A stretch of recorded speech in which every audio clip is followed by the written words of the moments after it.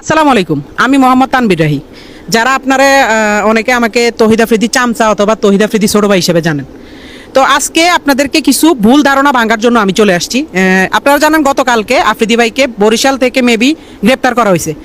তো আমি গতকালকে না, লাস্ট কয়েকদিন যাবত একটা জিনিস শুধু দেখতেছি যে আফ্রিদি ভাইয়ের জন্য যখন ইয়া জারি হয়েছে যে ওনাকে 28 ঘন্টার ভিতরে গ্রেপ্তার করতে হবে বা 48 ঘন্টার ভিতরে গ্রেপ্তার করতে হবে, সব কিছুর মধ্যে শুধু আপনারা আমাকে ঢুকে দিতেছেন ওনার সাথে।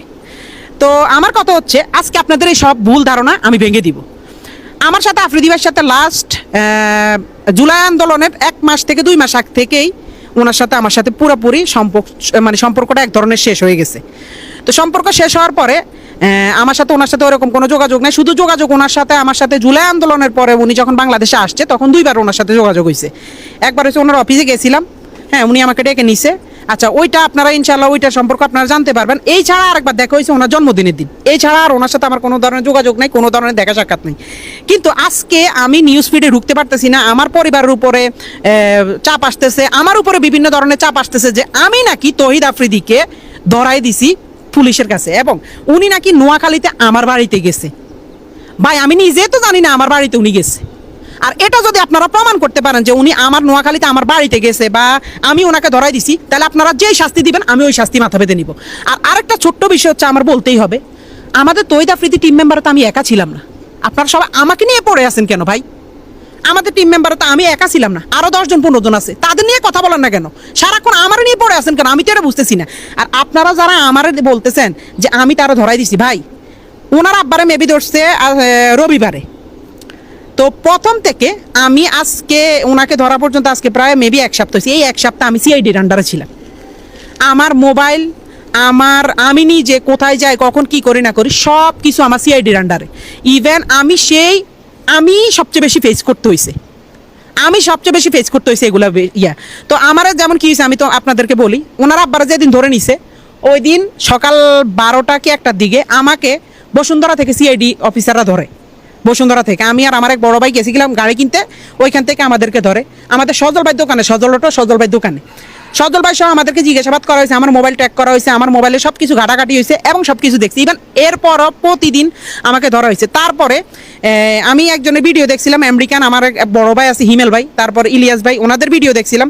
ওনারা ওইটার মধ্যে যখন আমারে জড়ানো শুরু করছে তখন আমি দেখলাম যে ভাই আমি ওনার সাথে সংযুক্ত না বা ওনার সাথে আমার যোগাযোগ না। ওনার বিয়েতে পর্যন্ত আপনারা আমার দেখেন নাই, লাস্ট ওনার বিয়েতে পর্যন্ত আমরা দেখেন। হ্যাঁ, উনি আমার ভাই, উনি আছে, উনি ওনার মতো, আমরা আমার মতো। উনি ওনাদের মতো কাজ করছে, আমরা আমাদের মতো কাজ করতেছি। ওনার সাথে আমার প্রায় 1 থেকে 1 বছর 2-3 মাসের মতো ওনার সাথে কোনো ধরনের যোগাযোগ নেই। ওনার সাথে সিআইডি অফিসাররা তো সব জানে বা স্যাররা তো আমার অল টাইম তদন্তের মধ্যে রাখছে। ওনারা তো দেখছে। উনি যদি আমার নোয়াখালীর বাড়িতে যাইতো, ভাই আমি নিজে জানি না। আমি তো পুলিশের কাছে, আমি নিজে তো সিআইডি অফিসারদের কাছে জিম্মি বলতে ওনারা আমার তদন্ত করতেছে। তো ওনারা কি তদন্ত করে জানতো না যে আফ্রিদি ভাই কই? আফ্রিদি ভাই কি নোয়াখালী গেছে না কোন জায়গায় গেছে? ভাই আমরা যদি জানতাম তাহলে তো আর আমরা সিআইডি অফিসারের কাছে থাকতাম না। আমগরে তো উনি তো ধরাই খাই যেত। ওনার ধরতে এত টাইম লাগছে কেন? তো ওনার সম্পর্কে, এইসব সম্পর্কে আমাদের কোনো ধারণা ছিল, কিন্তু আমরা পুলিশের ইয়াতে ছিলাম। তো পুলিশ দেখছে আমাদের সাথে ওনার সাথে কোনো ধরনের কানেক্টিং নেই, ওনার সাথে কোনো ধরনের কথাবার্তা নাই। কিন্তু বিভিন্ন নিউজ চ্যানেলেরা লম্বা লেকচার পিটতেছে, লম্বা কথা বলতেছে যে তহিদ আফ্রিদির চামচা, তহিদ আফ্রিদিকে ধরাই দিছে, সে একটা বিশ্বাসঘাতক, সে একটা এটা সেটা। ভাই এসব মিথ্যা বানোয়াট আপনি যে আমার মুখ থেকে শুনছেন, আমার থেকে জানছেন, না জেনে না শুনে আপনি কেন এসব মিথ্যা বানোয়াট কথা বলতেছেন? এসব মিথ্যা নিউজ কেন ছড়াইতেছেন? উনি কি করছে ওনারটা আইন আদালতে বুঝবে। আমি যদি কোনো দোষ করে থাকি আমারটাও আইন আদালতে বুঝবে। তা ওনার দোষ আমার উপরে কেন চাপাইতেছেন? আমার টিমে তো আমি একা ছিলাম না, আমার টিমে আরো 10 জন ছিল। ওদেরকে নিয়ে কথা বলতেছেন না, শুধু আমাকে নিয়ে কেন পড়ে আছেন? আমি কি বলেন? আমি কি একটা ফুটবল যে আমার পাইছেন? হ্যাঁ, আমি ফুটবল বুঝছি, আমার পাইছেন, শুধু লাথি দিবেন এটা হলে তো হবে না ভাই। আপনি আপনার বিবেককে প্রশ্ন করেন। আপনারা আমার নামে মিথ্যা নিউজ, মিথ্যা বানোয়াট কথা ছড়ানো তো কোনো লাভ নাই। মিথ্যা বানোয়াট ছড়ায় আপনার কি লাভ হবে? সঠিক তথ্য আমি একটাই বলি, আমি নিজেই আজকে লাস্ট 1 সপ্তাহ থেকে পুলিশের কাছে ছিলাম। ইভেন আমি যখন দেখছি যে আমার বিষয়টা বেশি ইয়া হয়, তখন আমি ইলিয়াস হোসেন ভাইয়ের সাথে কথা বলছি এবং হিমেল ভাইয়ের সাথে কথা বলছি। ওনারা বলতে যে তোমার যেহেতু তদন্ত করা হয়েছে, যেহেতু তুমি নির্দোষ, তো তুমি তোমার মতো।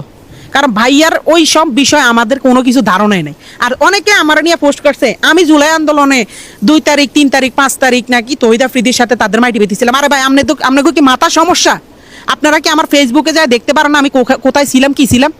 বা আমার নোয়াখালীর ভাই ব্রাদাররা আমার যারা আমার লগের আন্দোলনে গেছে তারা কি জানে না আমি কই আছিলাম? আমি জুলাই মাস, আগস্ট মাস, সেপ্টেম্বর মাস গত বছর নোয়াখালীতে ছিলাম, কারণ তখন বন্যা হয়েছিল, আপনারা ভালো করে জানেন। তখন বন্যার সময় বন্যা হয়েছিল। তো এসব মিথ্যা অপবাদ একজনের নামে, আমার নামে আপনি মিথ্যা কথা ছড়ায় আপনার কি লাভ? আমার এটা একটু বলেন। মিথ্যা বানোয়াট কথাবার্তা ছড়ায় আপনার কি লাভটা হয়? আমার এটা একটু বলেন। আমি জুলাই আন্দোলনে 1 তারিখ 2 তারিখ 3 তারিখ 4 তারিখ 4 এই কয়দিন আমি টানা মনে করেন যে আমি ছিলাম। আমাদের জুলাই আন্দোলন হয়েছিল আমাদের তখন মাইজ দিতে, যেহেতু আমরা একটু গ্রাম সাইডে পড়ছি, আমাদের সাইডে আন্দোলন ওরকম হয় নাই, হইলো ছোটোখাটো হয়েছে, স্কুলের বাচ্চারা করছিল, কিন্তু আমরা ছিলাম তখন মাইজ দিতে।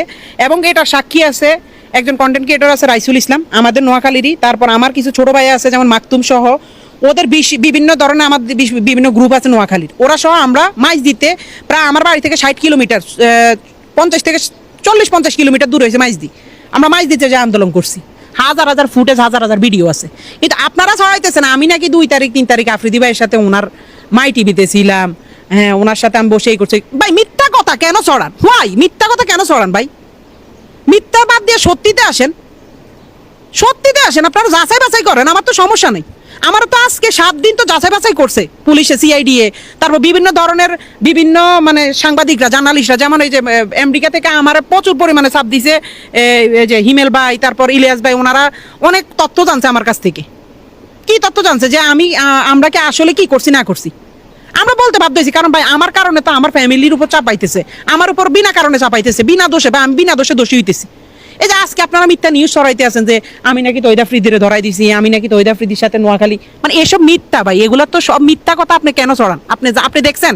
আমার কথা হচ্ছে আপনি যদি দেখেন, প্রমাণ করতে পারেন, আপনি যে শাস্তি দিবেন আমি ওই শাস্তি মারামাতে নিব। যদি এই কথা উল্টা পাল্টা মিথ্যা কথা আপনারা করতে পারেন, এসব মিথ্যা বানোয়াট কথা বাদ দিয়ে দয়া করে মানুষটি বিভ্রান্তির মধ্যে ফেলবেন না, আমার কারণে যেন আমার ফ্যামিলির ক্ষতি না হয়। মিথ্যা এসব বানোয়াট আমার নামে, একজন নাম মিথ্যা বানোয়াট ছড়ায়েন না ভাই। এই দিন না আরো দিন আছে ভাই, এসব মিথ্যা বানোয়াট কইরেন না, আল্লাহ ছাড় দেয় ছাড়ি দেয় না। তা আপনি আমার নামে আজকে মিথ্যা একটা বানোয়াট দিয়ে আমারে হেনস্থা করবেন, আমারে মানুষের কাছে কালার করবেন, আমার পরিবারের কাছে আমার ছোট করবেন, আমার আত্মীয় স্বজনের কাছে আমার ছোট করবেন, কালকে যে ওই দিনটা আপনার লাইফে আসবে না তা কিন্তু না। তো একজন বন্ধু, সে আমার বড় ভাই, তার সাথে আমার সম্পর্ক নাই, ঠিক আছে, হ্যাঁ তার সাথে আমাদের সম্পর্ক নাই, কোনো সমস্যা নেই, কিন্তু একটা জিনিস কি, তার কারণে আমার কারণে আমি কোনোদিন তার কোনো ক্ষতি করিনি, এবং তারা ধরে লই গেছে ওইসব বিষয় আমরা জানিও না, তার কারণে আরো আমরা হেনস্থার মধ্যে পড়ছি, তার কারণে আরো আমরা বিভিন্ন হয়রানির মধ্যে পড়ছি, তার কারণে আমরা দিনের পর দিন আমরা খুব ঝামেলার মধ্যে পড়ছি, কিন্তু আমরা তো এগুলো নিয়ে কোনোদিন কিছু বলিনি। আপনারা কি জানতেন আমরা যে পুলিশে নিয়ে গেছে, আমরা যে সিআইডি তদন্ত করছে, এগুলো জানতেন? কিছুই জানতেন না। তো আমার নিয়ে হুদায় মিথ্যা অপবাদ ছড়ায়েন না ভাই, দয়া করে। আমার একটা পরিবার আছে, আপনার একটা পরিবার আছে, দয়া করে হাত জোর করে মাপ চাই। মিথ্যা ছড়ানোর আগে জানবেন, না জানে শুনে মিথ্যা কারণ আমি নিউজ করেন না। ধন্যবাদ।